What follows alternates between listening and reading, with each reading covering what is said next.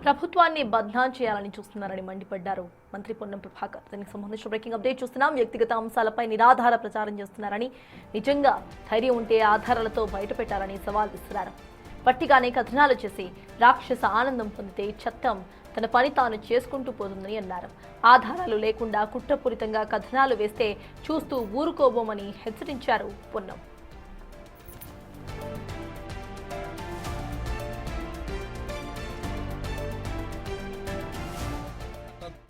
ప్రభుత్వాన్ని భ్రష్టు పట్టించే విధంగా, బదనాం చేసే విధంగా ఆలోచన చేస్తూ స్వేచ్ఛను హరిస్తూ వ్యక్తిగతమైనటువంటి అంశాల పట్ల మాట్లాడుతూ ఉన్నారు.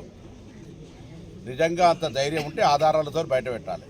అట్లా కాకుండా వట్టిగానే ఒక కథనం చేసి దాన్ని మార్కెట్ చేసి వాళ్ళు ఏదో రాక్షసానందం పొందితే చట్టం తన పని తను చేసుకుంటూ పోతుంది. దాని మీద ముసలి కన్నీరు గారుస్తున్న వాళ్ళందరినీ అడుగుతూ ఉన్నా, మీ కుటుంబాలకో లేతే రాష్ట్రంలో పనిచేస్తున్న మహిళా అధికారులకో లేదా జర్నలిస్టులకో సంబంధించి ఎక్కడైనా అటువంటి అపవాదం మోపి వాళ్ళని అవమానపరిచి వాళ్ళ వ్యక్తిగత ప్రతిష్టకు భంగం కలిగి వారికి సంబంధించినటువంటి కీర్తిని, వాళ్ళకి సంబంధించినటువంటి అంశాల లోపల నష్టం కలిగేస్తే చట్టం చూస్తూ ఊరుకుంటుందని ఎట్లా అనుకుంటారు? తప్పు కదా.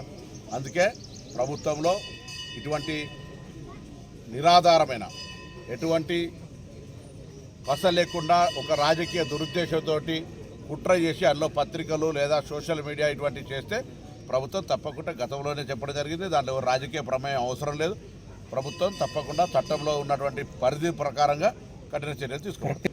రాగానే ఇది ఎన్ని రోజులు నడుస్తుంది, కూరగొడతామన్నారు. దాని తర్వాత రకరకాల ప్రభుత్వానికి అస్తిత్వపరిచే ప్రయత్నం చేసినారు. రకరకాల బదనాం చేసే ప్రయత్నం చేసినారు. ఆఖరికి మేము అధికారంలోకి రాకముందు జరిగిన కాళేశ్వరం సంఘటన కూడా మేమే బాంబు పెట్టి పేల్చినామనే అసహనంలో ఉన్నారు. ఎంత ఫ్రస్ట్రేషన్లో ఉన్నారంటే వాళ్ళు ఏం చేస్తున్నారో తెలిసే పరిస్థితి లేదు కాబట్టి ఇటువంటి కథనాలు చేస్తున్నారు. అది వాళ్ళకు మంచిది కాదు. నేరుగా ఇండైరెక్ట్గా ఎవరు దీని అనుకున్నా బరాబర్ తప్పకుండా కఠిన చర్యలకు బాధ్యత